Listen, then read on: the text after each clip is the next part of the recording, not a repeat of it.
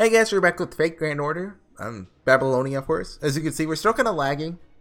Okay, now it's not very apparent, but you can see it a little. You're here with Chapter 8. Last time we went to, what's it called? Kutha? I think it? And yeah, so, Uruk's Northern Wall. This one's 0 AP, so we don't really know what to expect here. I'm assuming they're getting attacked from the north and we have to go and fight stuff. Yeah, you can see the lag there. Stop already, you fools. There's no way I can record a story like that for posterity. So first you swallowed her out of the sky and then you tied her up. And then after you released her out of sheer pity, she helped you escape and fled home. Ishtar's actually entertaining this time. I think I'll have to give her a speck of credit now. Your Majesty, I think you're laughing too much. I know she's an enemy of mankind. True. It's unlike me to waste my time being amused over some goddess. You've done a fine job this time. I'm sure it was a good lesson for Ishtar too. Something that Fate brought up I guess the story brought up last time is that Mesopotamian gods had blonde hair and the humans had black hair. Is that rooted in myth anywhere? Or is that just something Fate made up on the go? Someone get back to me on that. I'm sure I have professional researchers in watching this. Anyway, you've done a fine job this time. I'm sure it was a good lesson for Ishtar too. Ah well, next job, HorseyEatYou. Do you know of Nippur? The city beyond Uruk's northern wall, yes? Beyond the demonic front? I heard its fortifications rival even Uruk's. That's right. They've been surviving by locking themselves inside their walls while under siege by demonic beasts. Those beasts have a set attack cycle. They're not exactly humans immune to hunger and exhaustion. We've been evacuating the citizens of Nippur little by little in between their attacks. However, their supplies have finally run out. We cannot hold out any longer. Therefore, we must evacuate any remaining survivors immediately. So this is going to be a large-scale rescue mission. But, what do you mean by the beasts having an attack cycle? In that respect, they're no different from humans. They don't fight all day and all night. Take an Usumgalu, for example. It could take as many as 10 soldiers to bring one down. However, it doesn't have much in the way of stamina. According to legend, it could run thousands of miles in a day. But if you study it, that seems unlikely. And Usumgalu can only maintain its maximum speed for about a minute. That sounds like a cheetah, right? I think cheetahs can run really fast, but they can't run for a long time. Don't quote me on that. After that, it slows down and must speed. That's actually something humans, like evolutionary-wise, are very good about, right? Just having high stamina, I think. Again, I'm not an expert, but I've read that. Oh, you're talking about burning calories. There's also muscle fiber and blood vessel endurance. It's the same with cheetahs, the fastest animal on Earth. Oh yeah, they can get up to speeds of 80 kilometers per hour in a space of about 2 seconds. But it turns out that kind of high performance can be dangerous. Maintaining that speed for about more than 10 seconds can burn up their brains. That's why cheetahs always chase their prey for under 10 seconds and burn incredible amounts of calories doing it. If it can take down its prey, the cheetah wins. But if the prey can evade the cheetah for more than 10 seconds, the prey wins. Not bad, you catch on quick. Precisely. A demonic beast is not that much different from any other creature. On the other hand, Mushusu doesn't have much in the way of combat power, but has incredible endurance. It can be active for a whole day without feeding. So you see, demonic beasts all have special traits. Usually they never fight alongside each other. However, there's probably someone commanding them all. The commander brings them together and they come to attack once every 7 days. May not be on the dot, but we estimate the timing, said they're strongest against them. That was all thanks to Tomoe's work too. Huh. She may have been a mixed blood, but she was a fine warrior. Yeah, she's part Oni, right? Don't quote me on that. Yeah, so defeating Kurtabilu was big. If she hadn't been there, the front would have collapsed long ago. So this time it's our job to play that role. Am I right? Right. The other day, Ushiwakamaru and Benkei fought against the demonic beast attack. There will be no attacks for another 6 days. During this pause, lead the people of Nippur to the northern wall. If you manage this, I shall take back what I said about you being unnecessary. As the protector of the foundation of humanity, you may become my proxy. Whoa! King Gilgamesh is finally gonna accept us! Wait, Sidori, you're crying. Why? No, that's not true. As Horsey's caretaker, I was just reminiscing about all the struggles we've endured up until now. Means you guys are finally at the starting point. Well, it actually went rather quickly, considering how things usually go with the king. Anyway, what are you going to do with the Tablet of Destinies? I thought deciphering it was also an important task. No, I won't read it. HorseyEatYou is the one who obtained it. Horsey should read it. Me? You do not need to. Oh, I guess you're supposed to say. Well, the way the dialogue works in this game sometimes, you say both of them. Like, they're a complete sentence together. If that makes sense. You do not need to. Just lay your hands on its surface and say this. Nanam, whatever, I mean. I'm not going back up to say. Okay, I'm going back up to say it. Der Anki Ger Eden. Well, Eden? Edin? It's not Eden. Because the E and I are different sounds, I assume. It means there was a city, the meeting place of heaven and earth. Empty fields. Square empty fields. Yeah, see, look, you can see that evidently there.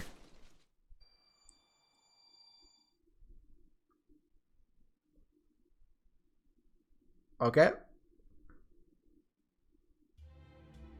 That king's evil deeds, that king's cruelty, that demon who stood by and smiled as the world's tragedies unfolded before him, cannot let this stand. I cannot forgive him. So, I leave this in hope that these words will be passed on. In every age, in every land, the history of mankind has been one tragedy. Those who kill their children, those who killed by their children, those who know no affection, those who abandon all affection, those who grieve at betrayal, those who live for betrayal, those who know no family, those who abandon their families, those who lose wealth, those who die for wealth, those who know no love, those who scorn all love, those who desire success, those who loathe success, those who defend religion, those who despise religion. They love their kin, detest outsiders, gain wisdom, spread ignorance, hold grudges, misunderstand, love discrimination, praise persecution, and pity compassion. What hideous, pitiable creatures they are. However, when they are mere commoners, they may be forgiven. Humans are imperfect, they endure their pain and loss, and live with their contradictions. But what of an almighty king, a king with the power and means to set matters right? Then it's a different matter entirely. He had eyes to see into the past and the future, to see all the world's struggles and sorrows, and he stood by. He laughed. Ignorance might have excused him, but even enlightened, he only laughed. Even knowing this, you feel nothing? You do nothing to stop it all? In answer, the king said only this. Not particularly. This man, this king, can never be forgiven. So we say all. Who could that king be? Here we inscribe our rage. Here, future generations may read to our fury and follow in our footsteps. Construct a temple. Build a band of light. You'll need every resource to destroy him. You'll need all of time to forget his indifference. Find the path to the final singularity. That is where the throne of the King of Mages resides. Oh! They're talking about Solomon? The name of that plane is Solomon. The end of the very end. The altar of spinning time. The hope at the very beginning. Yeah, I need to make it there the next 4 days. Can you help me do it? Well, 3 days. Please, tablet. Give me a way to finish Babylonia.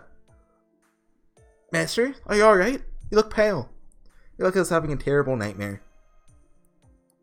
See from the look on your face that you haven't received a definite answer. However, that fate is now sealed. This clay tablet is an inscription of what I unknowingly saw when I returned from the abyss. It's one of the few clues of finding the self-proclaimed King of Mages, the man who incinerated humanity. Eventually, there'll be a time when you will come to understand what you had a glimpse of just now. Until then, keep it in the back of your mind. Eventually, you'll be forced to face it. Okay.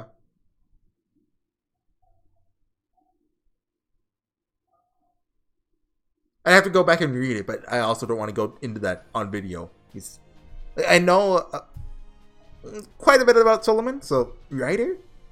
Oh, are we finally going to see her? I think I know who we're fighting here. Oh, she's back! Let's bring Jack then. I think it's a girl writer. And let's keep that out because, you know, we need those bond points. Wow, look at this, senpai. It's every bit as bustling as Uruk. It's a fortress. There are lots of people besides soldiers working. Of course there are. They've kept up defenses of this scale for 6 months. You need a city to maintain something like this. Oh, but be careful. The walls repel the demonic beasts, but... Alert, alert! Breach at G17! All nearby citizens, evacuate! Lion Squad, you're all out! Korra!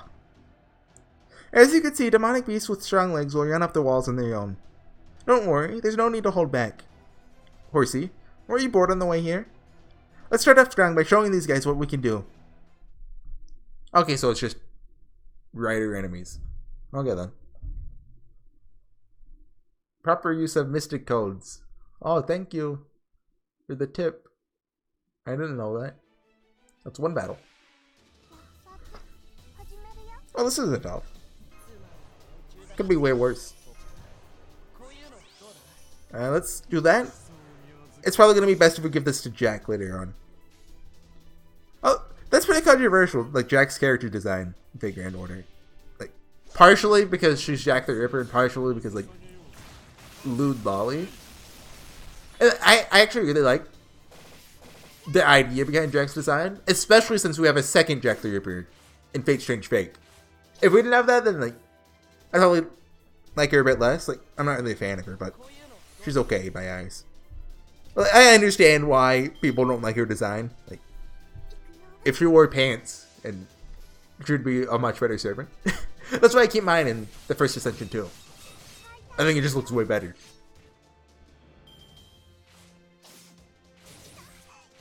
What are we doing? What do you think we do here? Kill this guy? We have... Yeah, this should kill him. We don't have the critical buff, but still. Oh yeah, okay, we got it. Yeah, I'm not really, like, against Lolly, but, like, most of the time whenever I see it, I'm like, that's... just, Do you get what I mean? Like, it's a pretty controversial issue. Like, I mean, with the people watching this, they probably are either indifferent to it or for it, so it's not really an issue, but still. Like, I'm mostly indifferent to it. Like, I don't care if there's Lollies, but whenever there's someone designed like Jack, I'm like, that's kind of like, why are they like that?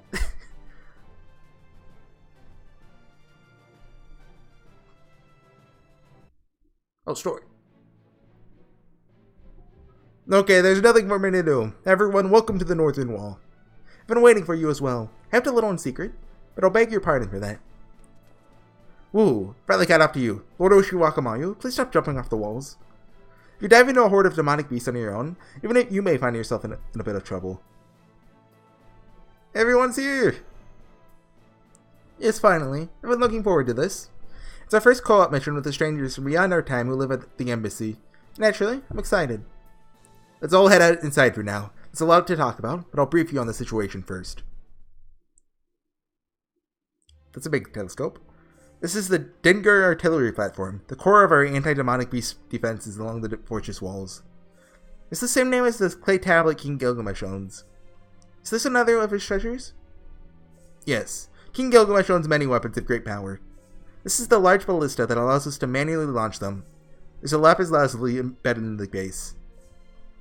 When the soldiers shatter it with a hammer, its magical energy is released and fires the treasure at the target. In Uruk style, maybe it's just the King Gilgamesh style, ballista. The normal King of Heroes would never allow his soldiers to use his treasure as disposables. That's right, they're very valuable, so we'd only use them against powerful masses of foes. Can't be aimed very accurately, so it's mostly used to scare the enemy. We're lucky if it hits anything. Dengar means deified? In Sumer, anything can be elevated to godhood by great deeds. Deified? Is that how you say it? A god recognized not by other gods, but by man. In other words, a faith by humanity, for humanity. The king naming those tools Dingers shows his intention to have Uruk protected only by humans. I didn't know that. I see. A victory won solely by human hands. It's true that it's wrong to beg the gods for help when you're in danger. The only god who will answer to that plea is the god of death. That's right. The gods only help out the winning side. If a side looks at all like they're going to lose, they won't even come near. So what's the plan to liberate the city of Nippur? What does Horsey have to do? Well, it's difficult to say this, but the situation has changed a little. Every night, we'd lead the people of Nippur to the northern wall under the cover of darkness. But last night, the movements of the demonic beasts horde changed. They're now patrolling the outskirts of Nippur. And I hope I'm saying that right, by the way. Nippur?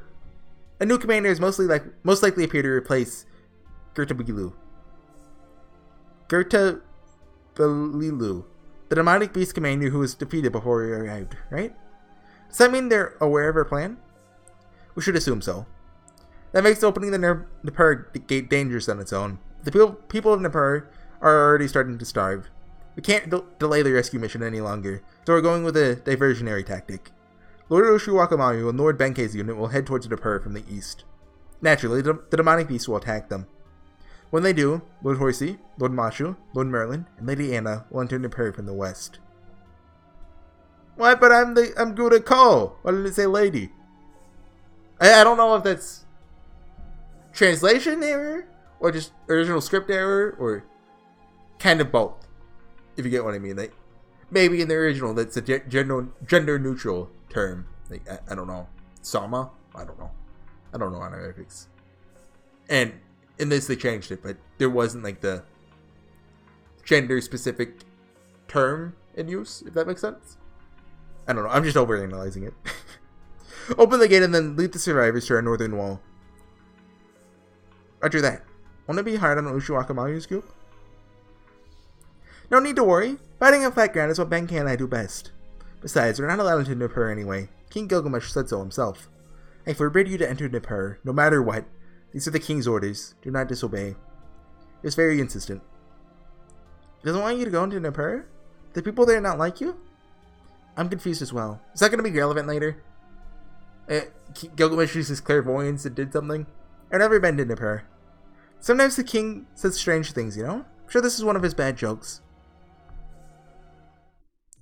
We'll go to Mayo, and the sun is at the 7th of a way up in the sky. Do as you like until then. Do you have a map of Nippur? Well, I've been carrying this notebook as a substitute for recording the temples I had visited. Would you like to read it, Lady Anna? After all, I have quite the list of achievements as an instructor. No, thank you. I'll get one from the soldiers. Shall we go together? No, thank you. Horsey, please rest. Okay. Oh, we're already 17 minutes in. Okay, that's good. I was worried this one might be like under 20 minutes. Oh, 0 RP again? Really? Huh. Could be a short one then. Okay, something I wanted to bring up. At least the way it feels, the translation quality of Fate Grand Order has gone up a lot in like the past year. I don't know if like it's an accurate translation, but it just reads better, I guess. I just felt like, you know, the translation team deserves to hear that. Is it only one guy? I don't actually know. I know the team's small, but there's that guy that does like all the Q&A stuff. Albert, I think. I think he's the main translator, or the only translator. I don't know. Anyway. Everybody's getting some sleep before tomorrow's fight. Morale's good, and we have enough combat strength. But something doesn't seem right. My intuition is never wrong at times like this. Somebody might be saying goodbye to Mayo. 1, no, maybe 2. If our people start dying off now, it'll complicate matters in the future. I'd like to avoid that, but... Smack! Oh, it's your to smack people for no reason, Kath Palug? What? If I have time to walk, I should sleep? None of the women here at the Northern Wall are my type. How rude, I'm working, whether I look like it or not. See? See, these flowers I just planted here? I'll take root in the wall and should reinforce it a bit. I'm a helper. Oh, not bad for a loser like you, Merlin. Is that what you said? You've gained a nasty amount since the last time I saw you. And what's the point in me letting you out of that tower? Oh, You have a nasty mouth, but you got it clever. It makes you even harder to deal with. Huh? Is that you, Anna? What are you doing at the corner of the wall? Nothing. Just getting some night air. Huh. Certainly don't look convicting with that furrowed brow. But it's a smart idea not to head into the cedar forest alone. There's no way to clear that temple right now. Now do you believe what I told you about the fastest way to improve the situation being one step at a time? I don't believe you at all. The reason I'm still here is it too late to tell them what's going on? Maybe if I do, maybe if I do, they'll at least... Oh, are you sure? I think that might freak out even Horsey. I think so? But even so, it's not good. Not good at all. Your distrust of humans is starting to waver, and your hopes for them are coming back. Emotions are, in general, things to be discarded, but if you're able to reclaim them, it'd be a waste to not cherish them. You're keeping your distance from humans not because you don't like them, but because they scare you. You're afraid they'll find out who you really are. You're afraid they'll hate you. That's an emotion hard to come by. You call it the conscience of the divine being you truly are.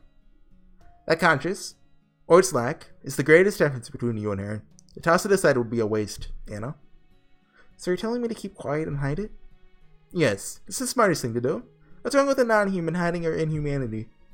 I mean, I say that, but I'm no different. To tell the truth, I don't have a heart like a human. Because I have no emotions, I feed off of people's dreams, and harvest the subtleties of the heart from them. The only reason I can keep on being a nice girl next door is because I'm expending the emotions I've gathered up to this point as fuel. It's difficult for beings such as us to think and live like humans. The faking kiddo was correct. Fairies, gods, and creatures of that sort are inhuman. But there's no rule that what's inhuman must necessarily be an enemy to mankind, right? You're allowed to side with them because it's fun. Whether they love you, or if you can love them, is a different matter. Do you love mankind, Merlin? Of course not. I'm inhuman. A half-breed sired by an incubus. I've done all kinds of awful things in the name of helping human society. I love the patterns mankind weaves. Never really liked individual humans themselves. Trying to justify it all to myself only tore me apart. It's what resulted in me locking myself up in my tower. But that's a different story. Who cares if you hide who you are until the end? It's not gonna hurt anyone. Horsey won't care that you hid something. Doesn't care now, right? Horsey's happier with you now than she would be if she found out your secrets. Yes, and that annoys me. It's humiliating. Having to tell me this, Merlin, is the biggest shame of my life. In the end, I'll kill you. I'll take that as a compliment. Even if he did reveal your true name, it'd only tell them who the enemy is. It wouldn't help them fight it.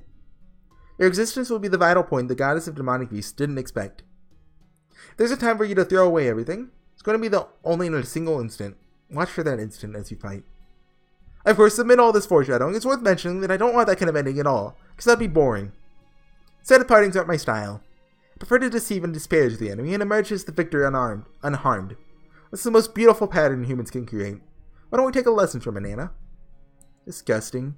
You only say what's most convenient for you. But I guess I don't mind putting in some effort to make that outcome a reality.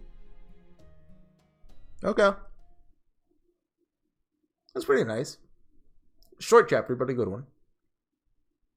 I assume things are going to get real in the next chapter. And I assume they'll extend. This will be at least a couple chapters long, like this battle. The Mother of Demonic Beasts. That's going to be my last one for today, but I'm going to try to do another one. I should have time to do it, especially since there's only 3 nodes. So I'll see you guys next time. Bye.